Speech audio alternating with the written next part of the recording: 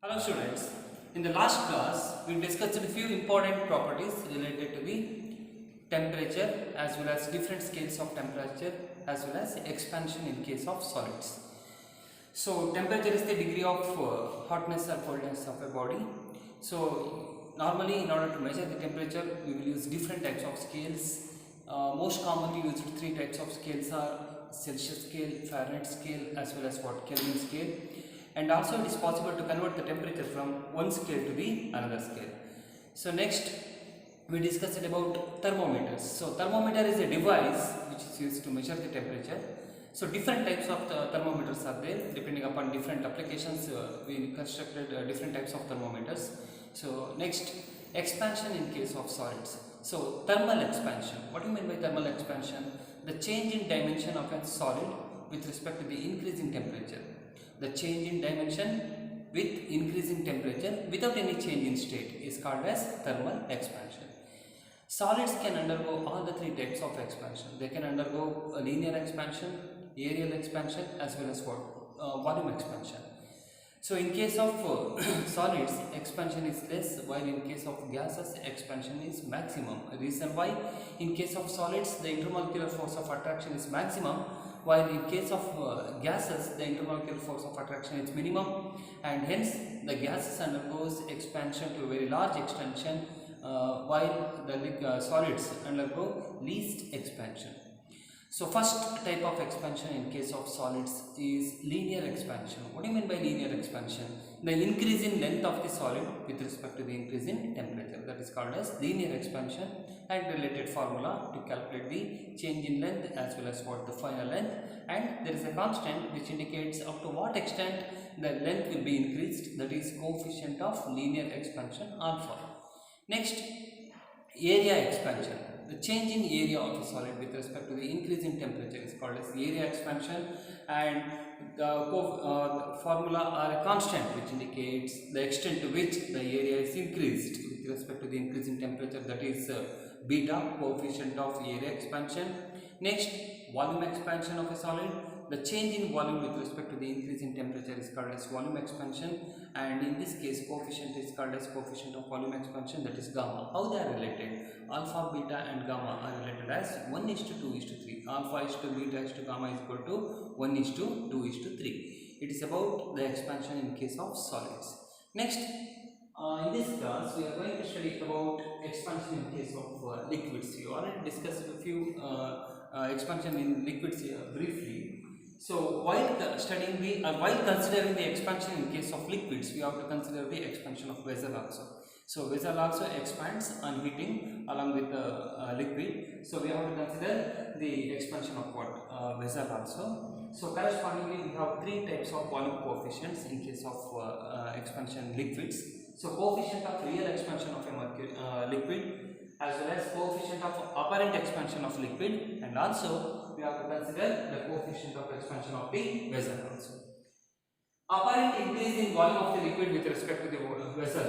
How can you calculate the apparent increase? That is not the actual increase. The apparent increase in volume of the liquid with respect to the vessel can be calculated using the formula delta V apparent is equal to V, which is nothing but the original volume into coefficient of apparent expansion of the liquid into delta T. Delta T represents the change in temperature. So now the formula can be rewritten as follows: delta V apparent is equal to V into coefficient of apparent expansion. By using this equation, you can write coefficient of real expansion minus coefficient of expansion of the vessel into delta T. So this is about the expansion in case of what? Liquids. Next, one of the very important consequence of what? Expansion of liquids, that is anomalous expansion of what? Water.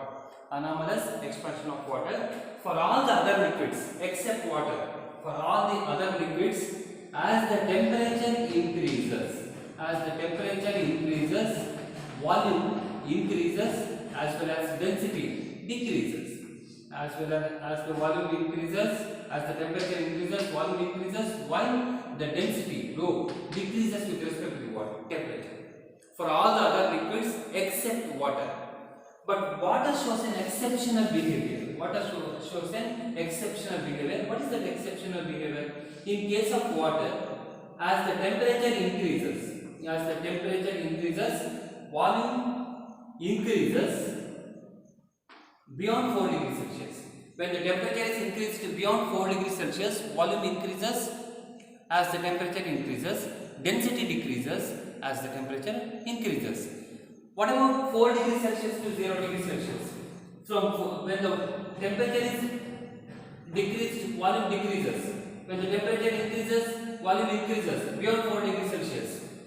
When the temperature is decreased from 4 degrees Celsius to 0 degrees Celsius, what will happen? Water shows an exceptional behavior. In this case, when the temperature is decreased from 4 degrees Celsius to 0 degrees Celsius, volume increases. So usually for all the other liquids, when the temperature increases, volume increases. When the temperature decreases, volume should decrease. But water shows an exceptional behavior. What is the exceptional behavior? When the temperature is decreased from 4 degrees Celsius to 0 degrees Celsius, volume increases. Volume increases from 4 to 0 degrees Celsius. Otherwise, in terms of density, you can say it like this. As the temperature decreases, density increases till where? Till 4 degrees Celsius. But when the temperature is decreased below 4 degrees Celsius, density decreases. So this behavior is called as what? Anomalous expansion of water, which is nothing but the density of the water is maximum at what particular temperature? Density of the water is maximum or volume occupied by the water is minimum at 4 degrees Celsius. That is called as anomalous expansion of water. Density of water is maximum at 4 degrees Celsius or volume of the water is minimum at 4 degrees Celsius is called as anomalous expansion of water. So because of this phenomenon only, there is a presence of what? Aquatic animals below the surface of the lake, even though ice is formed at the surface. For example, in case of a lake here, during the winter, as the temperature is decreased from room temperature to 4 degrees Celsius. So when the temperature is decreased, what about the density? Density should increase. Therefore, more dense water whose temperature is 4 degrees Celsius move towards the water. Less dense water whose temperature is less than 4 degrees Celsius moves to the surface. So at 4 degrees Celsius, density is maximum while the volume is minimum.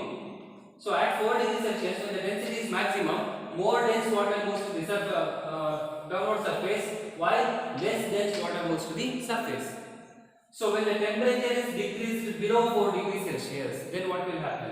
Ice is formed at the surface. So temperature reduces towards 0 degrees Celsius at the surface. But what about the temperature beneath the ice? What happens to the temperature? Here temperature is how much? 4 degrees Celsius only. At the surface only temperature is 0 degrees Celsius. Below the ice temperature remains 4 degrees Celsius only. Because of this reason only there is a what? Presence of aquatic animals. Aquatic animals' life is present even though ice is formed at the surface of the lake during the winter. Because of what? Because of anomalous expansion of water. What happens? When the temperature is decreased from room temperature to 0 degrees Celsius or 4 degrees Celsius, what happens? Density increases. More dense water moves towards the downward, less dense water moves to the surface. So when at 4 degrees Celsius, density becomes maximum. When the temperature is further decreased from 4 degrees Celsius to 0 degrees Celsius, less dense water continuously remains at the surface only, while more dense water whose temperature is 4 degrees Celsius is in the downward region. Therefore, ice is formed at the surface only, not below the surface. So because of this reason, there is a chance of what? Presence of aquatic animals, even though ice is formed at the surface. Next, there is a formula related to the expansion in case of what? Liquids. There is a flask which contains 50 cc, 50 cubic centimeter of mercury. So initial temperature is how much? 18 degrees Celsius. Next, if both the flask and the contents are heated to 38 degrees Celsius, initial temperature is 18 degrees Celsius, temperature is increased to 38 degrees Celsius. Therefore, what about the change in temperature? Change in temperature is equal to 38 minus 18, that is equal to 20 degrees Celsius.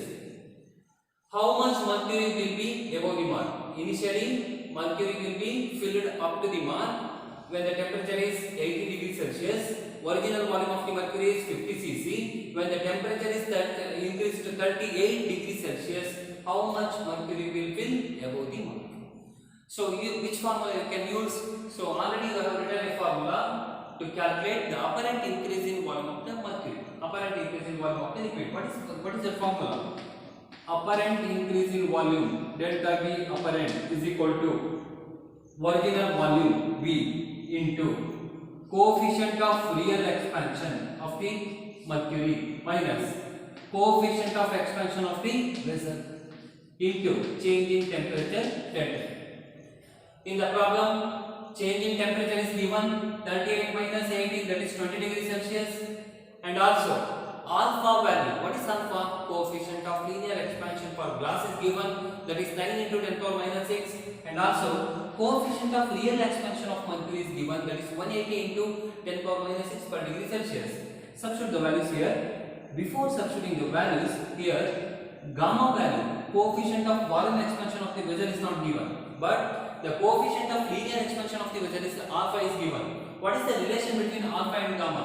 We know that alpha is to beta is to gamma is equal to 1 is to 2 is to 3. How alpha and gamma related? 1 is to 3. That means, so instead of writing alpha is equal to gamma by 3, instead of writing gamma, you can write gamma as 3 into alpha. Alpha value for vessel is given. Now we can substitute all the values.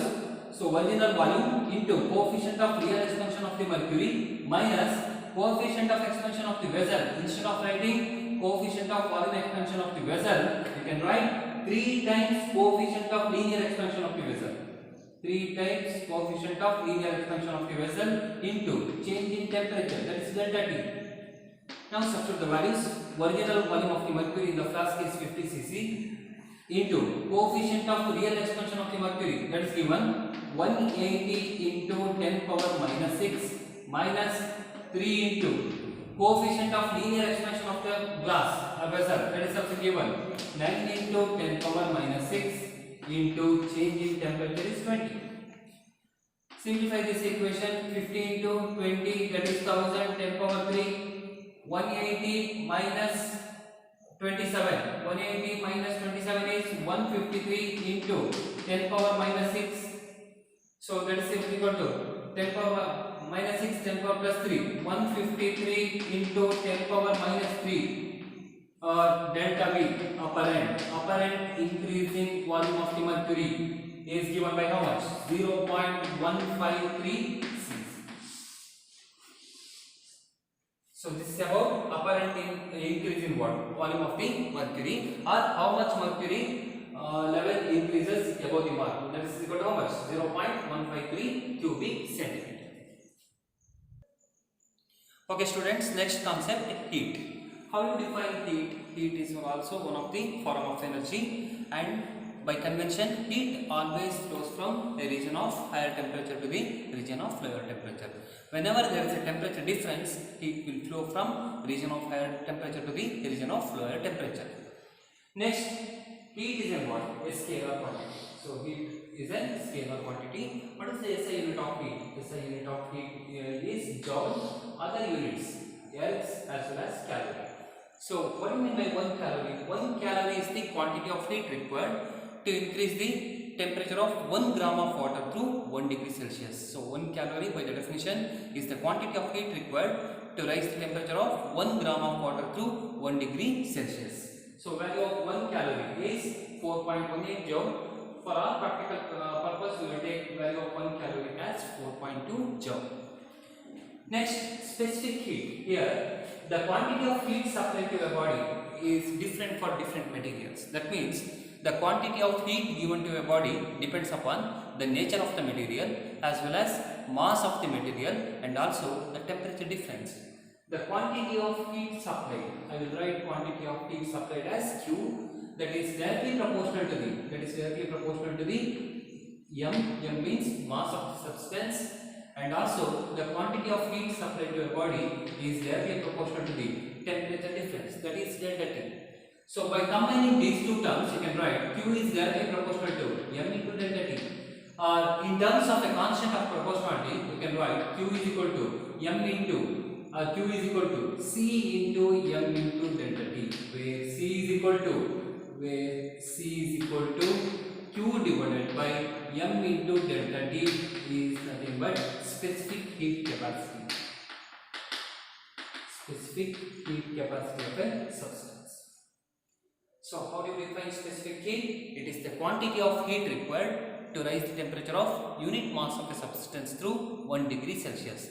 So if you want to raise the temperature of a unit mass of a substance by 1 degree Celsius, how much heat is required? That will be indicated by a term that is called as specific heat capacity. That is the quantity of heat required to raise the temperature of unit mass of a substance through 1 degree Celsius or 1 Kelvin is called as specific heat. Its value is different for different materials. Reason why?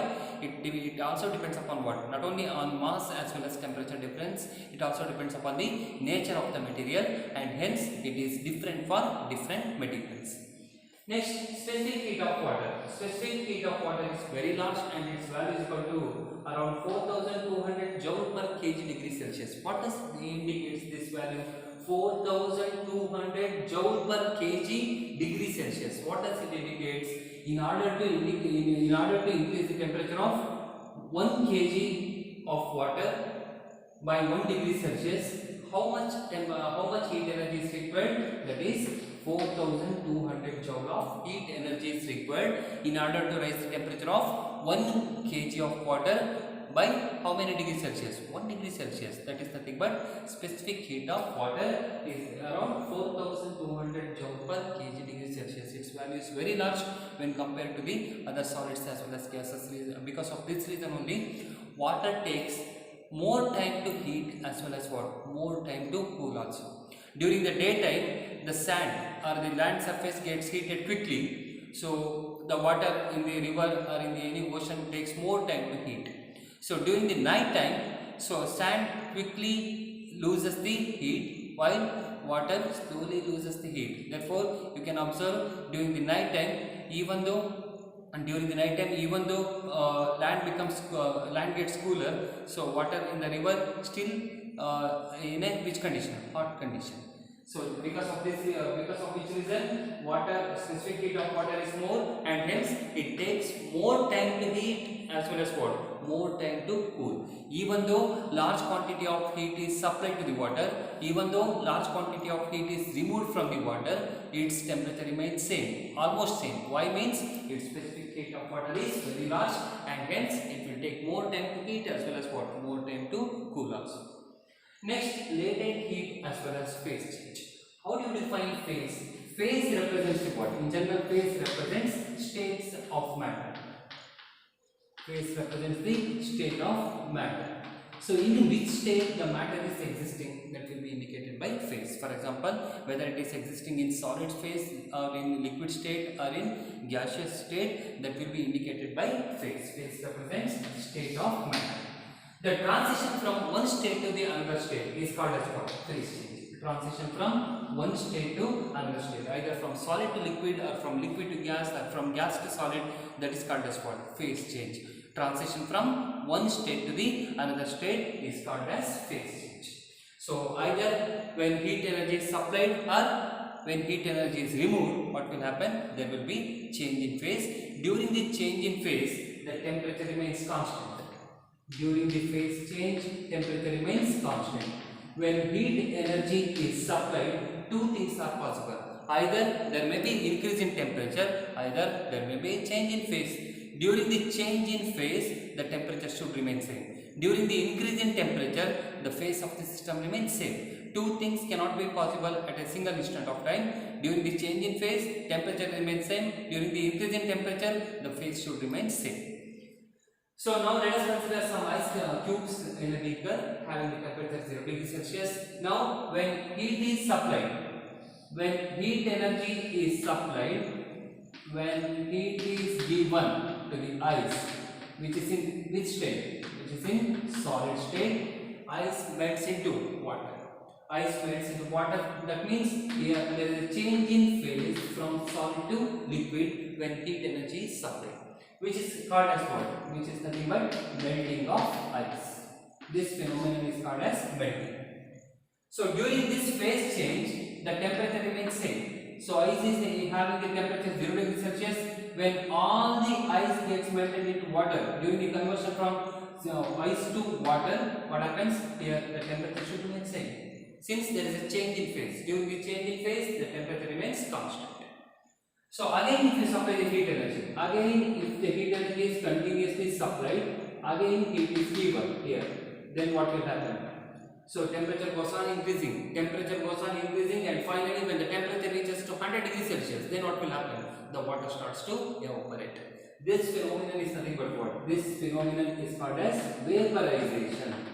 This phenomenon is called as vaporization, and here water gets converted into vapor or steam. Water converts liquid converted into which state? Liquid gets converted into gaseous state. So here the temperature of the steam is around how much? 100 degrees Celsius. So there is a change in state from phase from solid to liquid, which is called as melting, or from liquid to gaseous, that is called as what? Vaporization. And also there is a chance of what? There is a chance of conversion from directly from solid to gaseous state, that is called as what? Sublimation. Solid to gaseous state, that is directly from solid to gaseous state, that is called as sublimation.